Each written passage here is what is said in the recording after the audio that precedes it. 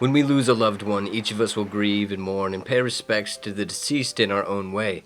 I offer you a template for coping with loss as I have done for someone I've recently lost. My grandfather, a man who understood the value of getting outdoors to be healthy and happy.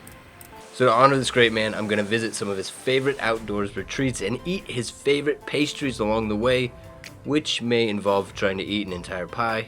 I'll also relay his fitness advice for anyone who wants to live to be 96 years old.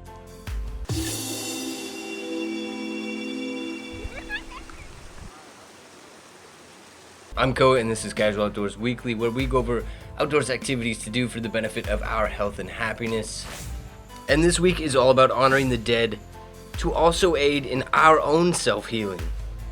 I lost my grandfather Cal earlier this month. He lived to be 96 years old, and as wonderful of a grandfather as he was even a better human being. He grew up in Wisconsin, eventually enlisting in the Army during World War II and received training as an engineer. He became a journalist later in life, meeting his wife Nancy, and soon had 2 daughters, and he graduated from law school. He moved to Racine, Virginia in the late 60s, which then and forever remained his favorite place on earth.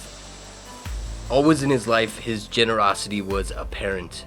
He always helped people, receiving awards and recognition from his community for his philanthropic nature. Cal also had a sweet tooth, so before I head to his favorite nature spots, I have to head to his favorite pastry shop, Mom's Apple Pie in Leesburg, Virginia, and I'm getting a bunch of cookies that Cal loved, as well as a nice pumpkin pie. Then it's off to Harpers Ferry, where the Shenandoah and Potomac rivers meet, forming a distinct confluence. It's a beautiful place that Cal had taken me to when I was younger. In honor of Cal, I'm going to eat a whole pumpkin pie at one of his favorite places, Harpers Ferry. Just going to go into it. Cheers. That was a good pie.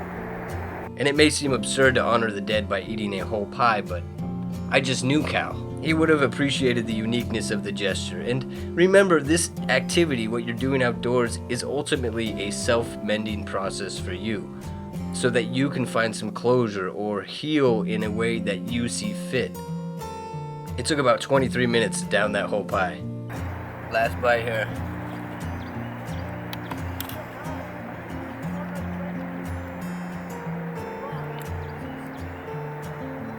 Yep. My next stop involved heading farther down the Potomac towards DC to a path called Difficult Run. Galen, one of Cal's other grandchildren, has joined me, as well as Caesar, a personal friend of Cal.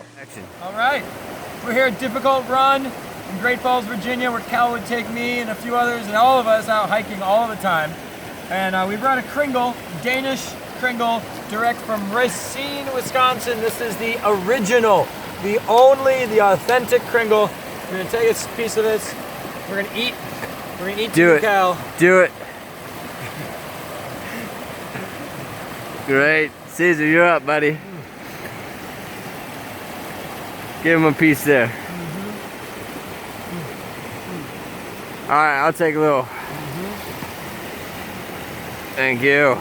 And some people have always found it odd that Cal's grandchildren all call him Cal and not grandfather or grandpa. But that's just what Cal wanted us to call him, Cal. And if you respect someone, you just call them what they want to be called. And Cal garnered so much respect, not just from his family, but also his entire community. So going to a secluded spot outdoors helps you cope with your loss because it offers less distractions. In the surrounding peacefulness, you then have a choice to address your thoughts, your feelings, to seek to fully understand what it is you need to understand. Nature has amazing healing qualities if you just give it a chance. Finally, I'll head back to Reston, Virginia. I'm first hitting up a hidden wetland that Cal loved taking my dog to when I was in Colorado finishing up my graduate degree. And I'm not sure he ever had a better friend in his life than my dog.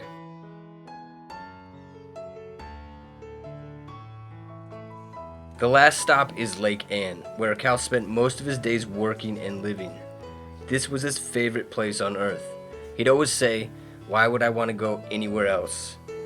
His wife Nancy has joined the activity, eating her cookie in honor of a man she was married to for over 60 years.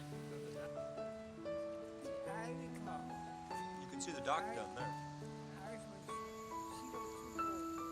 Koaw and I were working on a video that he wanted to do, and his wife Nancy got to make one with me, and she loved it, and Koaw was waiting for one, but he always wanted to wait till he got better, but unfortunately he never got better. So this is one way I can put out some of his emotions and feelings, and especially his ideas about getting outdoors in nature.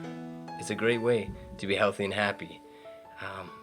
I'm just going to leave you with his last bit of advice that he worked on a video with me 2 years ago. He just gave me a bit of advice if you want to stay fit late in life. Alright, so here's to you, Koaw. Obviously, the one simple thing is keep moving. Keep moving.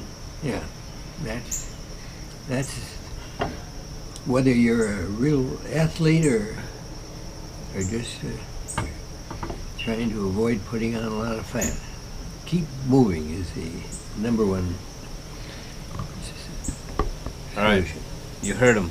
Keep moving.